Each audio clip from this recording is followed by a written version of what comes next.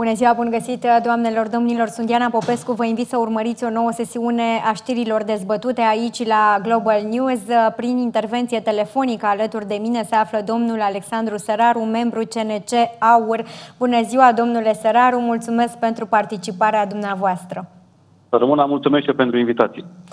Vom discuta în primul rând despre faptul că un sistem de securitate nou la Cotroceni pentru a preveni un atac terorist va costa 660.000 de euro. Administrația prezidențială se dotează cu un sistem nou de securitate, nu mai puțin de 660.000 de euro. Se pun la bătaie pentru un sistem de securitate nou care să prevină un posibil atentat cu mașini care să treacă de barierele de securitate.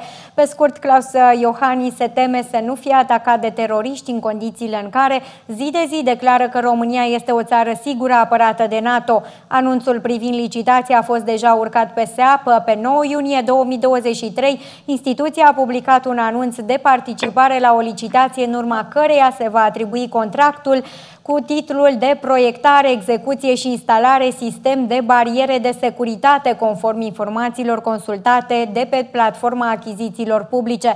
Valoarea totală estimată a contractului este de 3.277.310,93 de lei, adică aproximativ 660.000 de euro. În document se menționează clar că sistemul de securitate este instalat pentru a fi eficient împotriva mașinilor care ar forța barierele de la Palatul Cotroceni. Citez, instalarea barierelor de securitate împotriva autovehiculelor ostile va presupune efectuarea unor lucrări de construcții pe domeniul public în imediata proximitate a celor 5 porți de acces auto complexului Palat Cotroceni, respectiv PCA Leu, PCA Marinescu, PCA Botanică, PCA Ana Davila și PCA Panduri. În baza atribuțiilor competențelor legale, structurile de specialitate din cadrul administrației prezidențiale și al SPP organizează și desfășoară procese de management al riscurilor de securitate fizică pentru obiectivul complex Palat Cotroceni, pe baza cărora sunt dimensionate și implementate măsurile de securitate de natură tehnică, procedurală și operațională destinate să mențină riscurile identificate la un nivel rezidual acceptabil, se mai notează în document. Așadar, domnule Săraru, vă rog, care este opinia dumneavoastră cu privire la subiectul pe care tocmai l-am transmis? Da, deci după 9 ani de mandat, domnul Klaus Iohannis are nevoie de întărirea securității. Și din buget acești bani se dau 660.000 de euro, cum a spus dumneavoastră, practic pentru confortul domnului Iohannis, nici într-un caz pentru securitate. Întrebarea mea este, care sunt prioritățile în această țară? Pentru că avem de unde alege pentru a distribui acești bani. Și mai am o întrebare.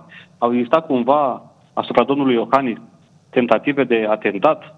Există asemenea informații ca să fie nevoie de astfel de sistem suplimentar de securitate? Mai ales că domnia sa ne declară în mod constant că România este o țară sigură, că este apărată de NATO. Dar, dubla măsură, o întâlnim în mai multe situații la domnul Iohannis. Știm foarte bine și legat de PSD. Știm foarte bine și legat de multe alte lucruri, că unele sunt declarațiile dânsului de acum câțiva ani și altele sunt cele de acum. Acești bani, care înseamnă 3,4 milioane de lei, puteau fi folosiți în cu totul alte domenii. Sigur, nu suntem absurdi să spunem că n-ar trebui poate și președintele să fie asigurat suplimentar.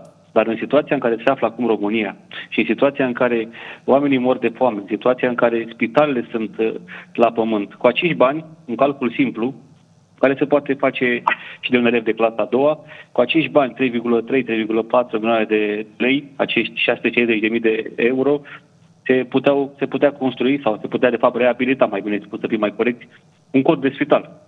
Se puteau aproviziona cu instrumente medicale. Sau școlile, pentru că educația la pământ puteau fi dotate cu table inteligente, cu calculatoare. Deci acești bani sunt, practic, din punctul meu de vedere, bani aruncați pe fereastră. Sunt foarte multe cheltuieli pe care le face administrația prezidențială și foarte multe dintre ele sunt inutile. Aduc aminte de acele voiaje ale familiei Iohannis în aeronave de lux. Dar nu numai aceste deplasări care se fac de către domnul Iohannis aici în afara țării sunt foarte, foarte costisitoare, dar avem și în țară. Dar uitați-vă la domnul Iohannis când pleacă undeva, câți sepepiști are în jurul său.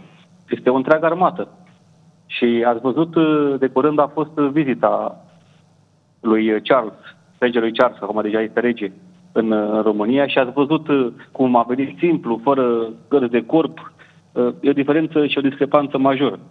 Au cheltuit peste 3 milioane de euro pentru vizitele lui Claus Iohannis în afara țării cu aeronave de lux, numai în acest an.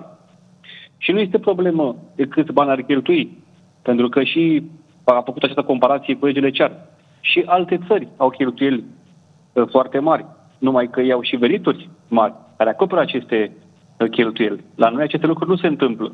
Pentru că trebuie să ne gândim foarte clar, de exemplu, la Claus Iohannis, ce costuri are acesta, dar și ce beneficii ne aduce acest președinte de țară. Și ceea ce este foarte important și foarte grav, care poate multă lume nu știe, este faptul că foarte multe cheltuieli ale acestei administrații prezidențiale, să știți că sunt ținute la secret. Deci unde este acea transparență despre care tot se vorbește în politică? Pentru că dacă tu ții la secret niște informații, înseamnă că ai ceva de ascuns. Și încă o informație importantă. Domnul Iohannis, când a venit președintele României, a șters de pe site-ul instituției toată arhiva care conținea acțiunile și cheltuielile fostului președinte. Deci lucruri care spun foarte multe și pe care poate mulți români nu le știu. De ce credeți că a făcut lucrul acesta? Ca să nu reiasă din comparația cu cheltuielile pe care le-ar fi făcut el în timpul mandatului său, că cheltuie mult mai mult decât fostul președinte? Cu siguranță. Dacă dumneavoastră ați fost președinte și ați avut niște cheltuieli, apoi am venit eu și am cheltuieli de 10 ori mai mari, înseamnă că este o problemă. Pentru că dacă dumneavoastră ați putut funcționa cu acele cheltuieli, înseamnă că ar trebui să pot să funcționez și eu. Pentru că este aceeași situație, aceeași funcție, aceeași instituție și teoretic același aparat care este încărcat cu diverse persoane, că sunt consilieri, că sunt purtători de cuvânt, că sunt alte funcții. Și atunci discrepanța care s-ar vedea la aceste cheltuieli ar însemna un foarte mare semnal de alarmă. Sigur că acesta este motivul, dar revenind la cheltuielile pe care le-a făcut domnia sa sau instituția pe care o reprezintă. Pentru că să știți că și pentru Palatul Cotroceni, dar și pentru casele pe care le deține, a avut cheltuieli din banii noștri, banii publici. Și vă dau câteva exemple pe care le-am văzut și pe care pe mine m-au șocat. De exemplu, numai pentru flori. Deci pentru flori, domnul Iohannis, prin acea instituție pe care o conduce, a cheltuit peste 50.000 de euro. Deci undeva la 52.000 de euro. Au mai fost cheltuieli și cu lucrări de întreținere la Palatul Cotroceni. Vreo 200.000 de euro din banii publici, din banii noștri, pentru refacerea aleilor prezidențiale. S-a schimbat până când s-a modificat sau s-a modernizat până și gardul de la Cotroceni. Știți că a costat 1,3 milioane de euro. Repet, nu sunt absurd. E nevoie ca să fie administrație și puternică și foarte bine dotată. Dar în situația în care ne aflăm noi acum, să dai acești bani pe aceste lucruri, mi se pare strigător la cer. Mai continui cu exemplele. Sisteme de irigații, peste 80.000 de euro. Și la curentul electric, țineți-vă bine, 270.000 de euro. Pentru că, s-a scumpit curentul, tot din cauza guvernării proaste, pe care domnul Iohannis o patronează, dar eu întreb, nu era mult mai simplu să-și pună niște panouri solare, niște fotovoltaice? Era mult mai simplu și mult mai eficient. Dar totuși m-am și o întrebare. Aceste deplasări pe care le face domnul Iohannis, de exemplu, pentru a merge la golf sau pentru a merge la schi, alea din ce cheltuieli sunt plătite? Tot din bani publici? Tot din banii noștri? Este o întrebare pertinentă pe care eu mi-o pun. Domnul Iohannis este personajul care a făcut din istoria președinților de după Revoluție, care a făcut cele mai mari acțiuni sau cele mai intense acțiuni împotriva propriului popor. Este președintele care a reușit performanța, între ghilimele, de a avea cea mai mare cotă de neîncredere dintre toți politicienii români. L-a depășit până și pe Traian Băsescu. Președintele țării, în atribuțiile sale pe care le limitate, ar trebui să fie un exemplu, ar trebui să fie un model, pentru că atunci când vine în fața românilor și încearcă să le transmită un mesaj de îmbărbătare, de mobilizare, câteodată chiar de sacrificiu, românii să poată să fie alături de el. E mesajul pe care îl transmite. Președintele trebuie să fie un exponent, trebuie să fie un om fără pată. Ceea ce la noi nu se întâmplă așa ceva. Eu îl numesc altfel. Și nu este doar părerea mea subiectivă, este părerea foarte, foarte multor români. Eu nu numesc președintele României, pentru că nu se comportă ca un președinte. Eu pot să numesc guvernatorul României cu o ordine de mai sus. Deci, din punctul meu de vedere, președintele Claus Iohannis este un eșec la nivel înalt. Eu sunt foarte mirat și recunosc că sunt unul dintre românii care nu l-au votat niciodată pe Iohannis, nici în primul mandat, nici în al doilea. Eu nu pot să îmi dau seama cum acest om a reușit să păcălească de 2 ori poporul român. Și abia așteptăm 2024, lăsând la o parte celelalte alegeri, pentru a scăpa de acest personaj. Bine, acum să vedem și cine va veni. Dar sunt convins că românii vor alege un patriot. Și revenind la domnul Iohannis, că acesta este subiectul acestei cheltuieli, sfidarea pe care acest personaj o are față de români, când erau acele incendii prin spitale, când oamenii mureau, el stătea liniștit la schi, n-avea niciun fel de empatie, niciun fel de treabă cu poporul român. Mie aceste lucruri mi se par groaznice. Așadar, domnule Săraru, v-aș întreba de ce credeți că a acționat el în maniera aceasta, pur și simplu din dezinteres total față de cei care locuiesc în țara aceasta, sau pentru că a fost un dezechilibru în felul în care a gestionat lucrurile și nu și-a dat seama? Sunt două motive. În primul rând, domnia sa este rupt de realitate. El nu poate înțelege cum românii o duc atât de greu și cum pot trăi cu salarii mizere când domnia sa are la dispoziție toate facilitățile plus salariul acela foarte mare sau veniturile foarte mari pe care eu cred că le folosește, pentru că aceste venituri pe care nu le folosește îl ține undeva, poate într-un fond, având totul la dispoziție, de la cazare, masă, pază, deplasări, n-ar mai ce nevoie mare de acei bani pe care îi încasează ca salariu. Deci, în primul rând, este rupt de realitate. Și este o situație pe care o întâlnim la foarte mulți politicieni.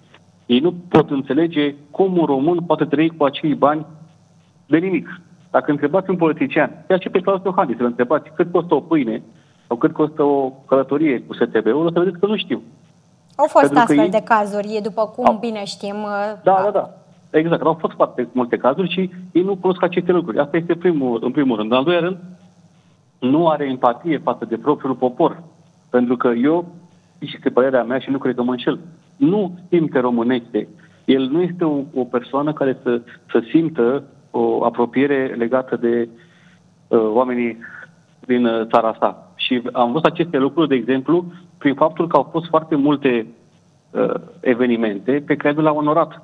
Iar unul din astfel de evenimente este Ziua Culturii. La Ziua Culturii, care este o sărbătoare importantă a poporului român, nu a fost prezent. Și atunci acest lucru spune multe. Vorbește de la sine, da.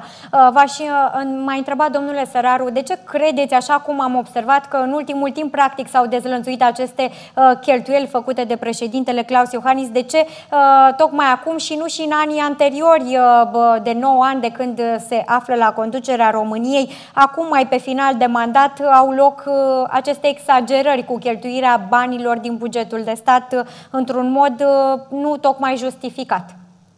Nu este adevărat. Nu este doar acum anul acesta. Cheltuielile justificate sunt în fiecare an. Acum au ieșit mai mult la iveală pentru că și ziariștii și românii, revoltându-se de faptul că o duc rău, au început să stape din ce în ce mai mult aceste informații.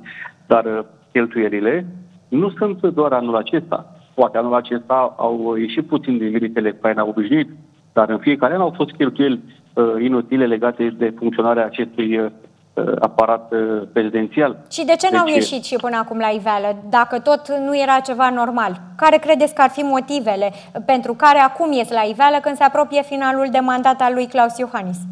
Au mai ieșit la iveală și în anii trecuți, numai că românii nu au dat așa de mare importanță acestor cheltuieli, dar în momentul când ei au început să o ducă din ce în ce mai rău, când l-a zis cuțitul la os, când au înțeles exact care este menirea și rolul său, adică lui Iohannis în România și nici într-un caz să fie alături de poporul român, atunci această revoltă s-a materializat prin aceste informații care au ieșit la suprafață. Dar, repet, aceste cheltuieli nu au fost, sau nu sunt doar anul acesta. Ele sunt, poate anul acesta au fost mai pregnante, dar și anii trecuți au fost cheltuieli foarte, foarte mari. Uitați-vă pe site-ul acesta lor și o să vedeți cheltuieli care, pe lângă cele care sunt ținute la secret și pe care nu le putem vedea. Eu dacă și președintele României, primul lucru pe care l-aș face ar fi transparența. Toți vrem să fim transparenți cu toți. Hai să vedem care sunt toate cheltuielile pe care le are o administrație prezidențială și să le arătăm românilor care sunt aceste cheltuieli. Pentru că dacă președintele Iohannis ar fi avut un avion prezidențial la dispoziție, ar fi avut cheltuieli mai mici decât toate aceste aeronave pe care le închiriază și care au costuri chiar și de 5.000 de euro pe oră, doar pentru ca să avem acolo un apartament de lux în avion. Deci, președintele care este vârful în statul român ar trebui să fie exemplu în toate punctele de vedere, inclusiv legate de cheltuieli, inclusiv legate de modul de a se comporta, inclusiv legate de orice în România. Și avem multe exemple. În Croația, în Ungaria, avem exemple de președinți care sunt un exemplu pentru poporul lor. Ceea ce Iohannis pentru noi nu este. De aceea vă spun că în 2024 să vedeți că la președinție o să fie un patriot. Și pentru a reveni cumva la știrea despre care vorbeam, referitor la faptul că 660.000 de euro vor fi investiți în sistemul de securitate nou care să prevină posibilul atentat cu mașini teroriste, v-aș întreba, domnule Săraru, de ce până acum nu s-a pus această problemă, pentru că atentatele teroriste în lume sunt de acum mai mulți ani. Ce l-a determinat pe Klaus Iohannis tocmai acum să se gândească că ar putea să fie atacat de teroriști? Cine să atace pe Iohannis? Că nu atacă nimeni, că nu are niciun interes să atace pe Iohannis. Problema, ca să devenim serioși, problema este alta. Aici nu este vorba despre securitate, că după 9 ani de mandat să vii să faci asemenea cheltuială nejustificată, ridică multe semne de întrebare. Aici nu este vorba despre faptul că Iohannis, într-adevăr, are nevoie de această suplimentare a securității. Este vorba doar despre un moft, este vorba doar despre un confort al domnului Iohannis, poate un confort psihic, să fie mai liniștit, pentru că știe că totdeauna este expus din toate punctele de vedere, dar dacă 9 ani de zile n-a avut această dorință, de ce o are acum? Sau poate, m-am spus la început, poate are niște informații pe care nu le știm. Poate chiar se teme pe bună dreptate. Poate serviciile secrete i-au dat unele informații și atunci a trebuit să se adapteze și Klaus Iohannis. Deși nu cred acest lucru, totuși eu cred că este vorba despre un moft, despre un confort psihic al lui Iohannis și despre faptul că asta înseamnă pentru domnia sa prioritate. Asta înseamnă pentru domnul Iohannis să aleagă cum să folosească banii publici, care de fapt sunt banii noștri, pentru că noi, fiecare dintre noi, plătim pentru acest sistem de securitate. Dar revin la aceeași problemă pe care toată lumea spune, ăsta e populist când spune așa ceva. Dacă tu ai situația în această țară așa cum o ai, cum poți să faci asemenea cheltuieli bătaie de joc? Și sunt atât de multe exemple de cheltuieli inutile în această țară, de instituții inutile. Chiar cu dumneavoastră într-o emisiune vorbeam despre o altă instituție și ce cheltuieli are acea instituție și practic nu produce nimic. Sunt foarte multe exemple și de aceea este nevoie și de o reformă, chiar și a instituțiilor, în care să avem mai puține instituții. Sunt foarte multe instituții, ca o paranteză, care se bat cap în cap la nivel de atribuții. Mergi undeva, te trimite în altă parte și te duci acolo, te întoarce de unde ai plecat, că nici măcar ei nu știu care sunt atribuțiile acestora. Și sunt foarte, foarte multe instituții pentru țara pe care o avem noi. Și putem face comparație cu oricare altă țară. Și nu din Europa civilizată. Luați Polonia, luați Ungaria, luați Bulgaria. Vedeți numărul de instituții, numărul de angajați și atribuțiile fiecare instituții în parte. Întrebarea fundamentală a acestei știri este următoarea. Ce produce această administrație pentru a justifica aceste cheltuieli pe care le face din banii noștri? Răspundeți, vă rog. Păi, răspunsul este unul simplu. Nu produce nimic. Nu produce nimic, ci doar este o instituție, la fel ca multe altele, care consumă bani. Și repet, pentru că nu știu câta oară ca lumea să înțeleagă, nu am o problemă ca instituția prezidențială să fie una care să fie din toate punctele de vedere asigurată. Și la nivel de oameni competenți, și la nivel de dotări, și la nivel de deplasări, și la nivel de securitate. Nu am nicio problemă. Problema este dacă aceste cheltuieli sunt unele nejustificate și problema este aceea că dacă românii o duc rău și putem direcționa acești bani către alte domenii cheie importante, cum ar fi educația, cum ar fi sănătatea, noi să alegem să cheltuim, că practic acești bani e ca și lumea marca preferată. Să deschidem fereastra și aruncăm, sau că facem acest sistem de supra-securitate, pentru că oricum, să fim serioși, și Palatul Cotroceni și alte locații unde domnul Iohannis are activități sunt asigurate. Supra-asigurate și mega-hiper-asigurate. Deci nu aveam noi nevoie de acest sistem în plus, ca să ce? Să mai aruncăm niște bani pe fereastră. Să vedem ce se mai întâmplă prin țară, dacă am văzut această problemă cu securitatea lui Klaus Iohannis. Mergem mai departe cu știrea următoare. Bucureștiul ar putea fi reorganizat în 61 de cartiere. Primăria Generală a Capitalei a pus în dezbatere publică noul plan urbanistic general care prevede organizarea administrativă a Bucureștiului în 61 de cartiere și ia în calcul conectarea rutieră și de transport public cu un port nou și un aeroport în zona de sud. Potrivit buletin de București, majoritatea cartierelor actuale își păstrează denumirea și structura, dar sunt câteva zone care dispar, precum Armenească și Andronache, ce vor fi cuprinse în cartierele Centru-Nord, respectiv Ion Creangă.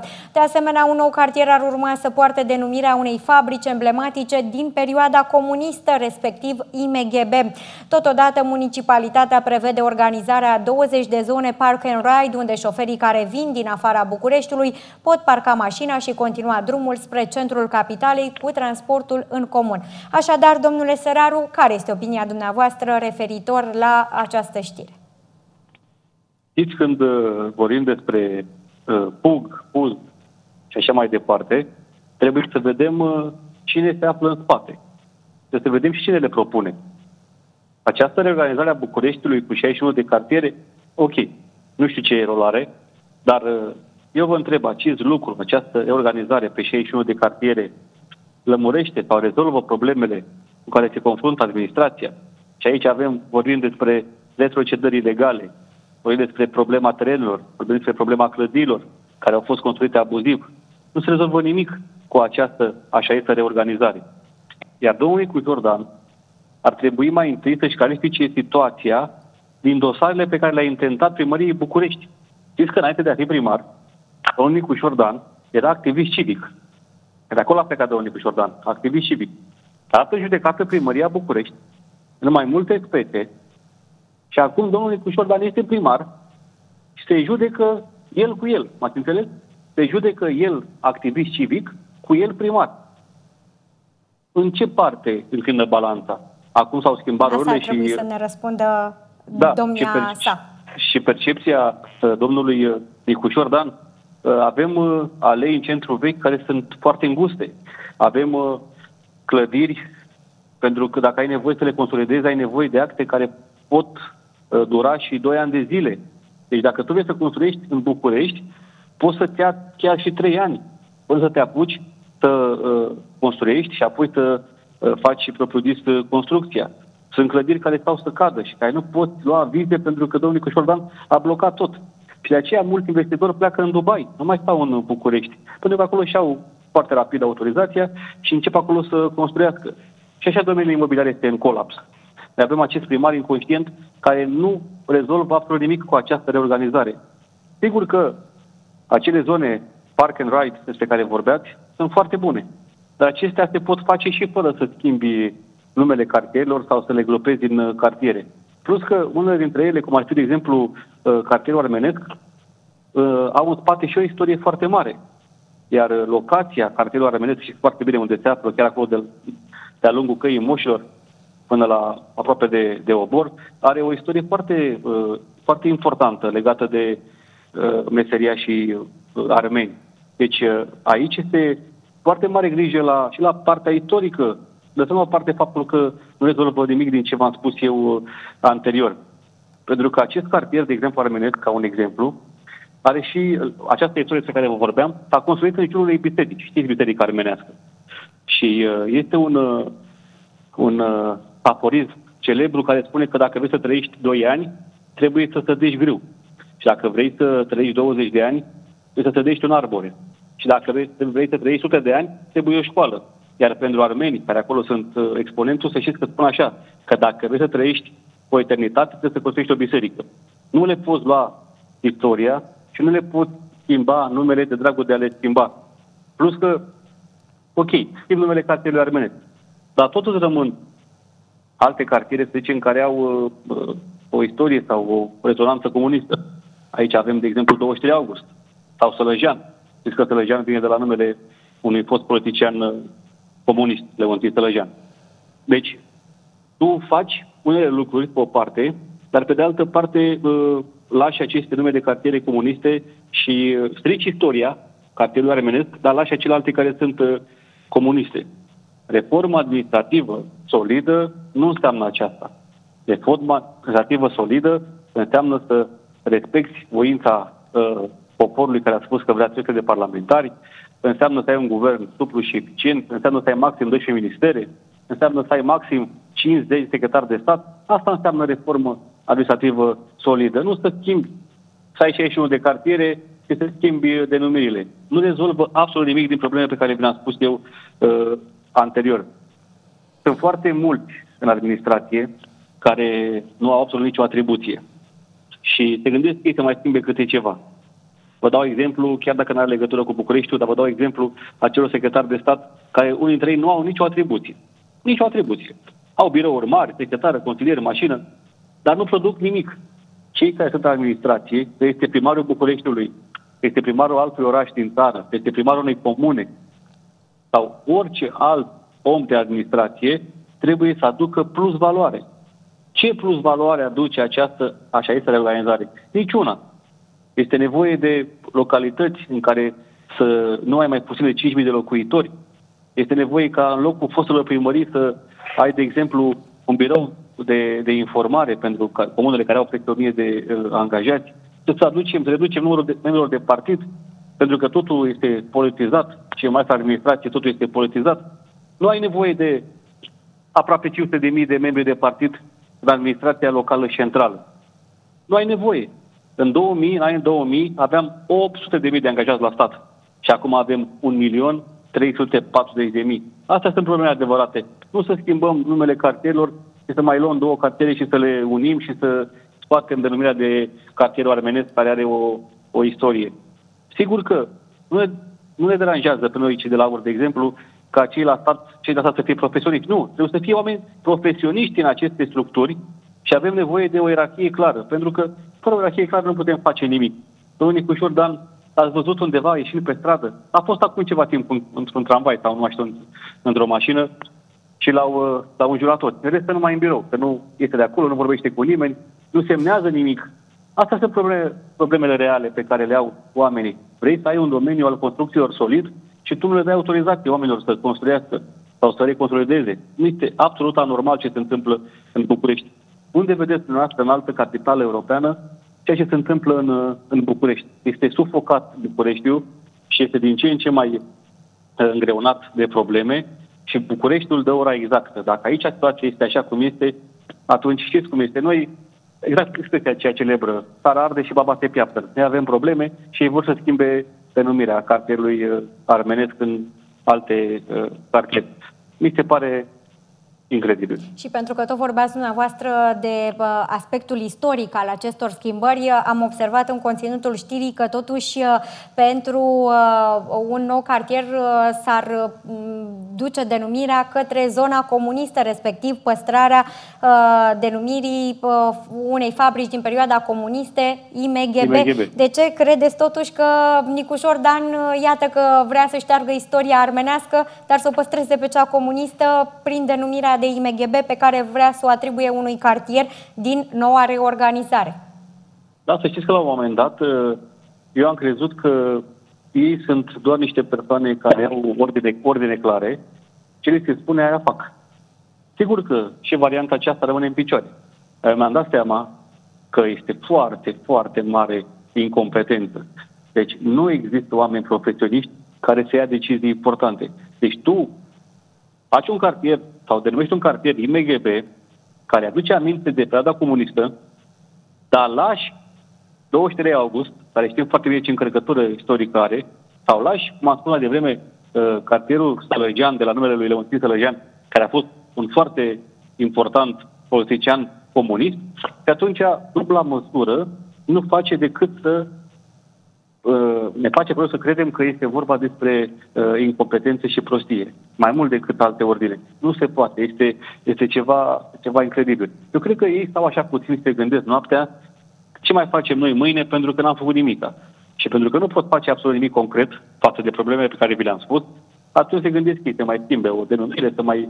Și da, există și varianta, dar nu știu în acest caz neapărat. Dar să știți că se dorește șterbirea istoriei, pentru că un popor care își cunoaște istoria foarte bine este un popor foarte greu de condus. Este un popor pe care nu îl poți modela așa cum vrei tu. Popoarele și țările care acordă o foarte mare importanță istoriei sunt popoarele cele mai solide, cele care nu pot fi manipulate. Pentru că dacă tu știi rădăcina, nu ai cum să fii condus așa ușor, să nu poți fi manipulat. Și se încearcă aceste lucruri prin manuale de istorie, din care se șterg foarte multe capitole importante, sau alte capitole au o sferă restrânsă de acolo de a fi promovate. De exemplu, pentru manual de istorie am văzut eu pentru clasa 7 sau 8, nu mai știu, 4 domnitori erau trecuți în 2 pagini. Extraordinar de puțin. De asemenea, prin statui, prin monumente care sunt demolate, iară se încearcă o ștergerea istoriei. Și se încearcă această aducere a cetățeanului la nivel general, să nu mai aibă identitate, să nu mai aibă origine, să nu mai știe lumea de unde a plecat. Ați văzut că, într-adevăr, persoanele și popoarele mai ales, care au aceste structuri bine înfipte în istorie, nu pot fi manipulate. De aceea noi, în programul de guvernare, avem un capitol în care vom merge cu elevii, cu studenții, în zonele încărcate de istorie, pentru ca ei să vadă de la fața locului și să simtă încărcătura istorică. Poți să înveți în școală foarte multă istorie și foarte bine să se învețe istorie. Dar în momentul când te duci efectiv pe acel loc unde au fost anumite lupte, anumite evenimente pline de istorie, cu totul și cu totul altfel se simt lucrurile, se învață. E ca și cum ați face o facultate, nu contează care, trecem de economie sau de contabilitate, să zicem, și învățați 4 ani de zile cum să faceți contabilitatea. În momentul când dumneavoastră mergeți undeva și v-ați angajat efectiv, practic, 6 luni de zile, acea experiență face mai mult decât acei 4 ani de teorie pe care ați făcut-o în facultate. Asta a fost o paranteză. Nu spun că aici se încearcă chiar această ștergere a istoriei. Pentru că, așa cum am spus aici, cred că este vorba despre incompetență și nu a fost nimic premeditat. Dar mă refeream la nivel general că se întâmplă și aceste lucruri. Pentru că ne-am apropiat, domnule Săraru, de finalul emisiunii, am să vă rog să concluzionați pe marginea subiectelor aduse în discuție și să transmiteți aceste concluzii celor care ne urmăresc. Vă rog.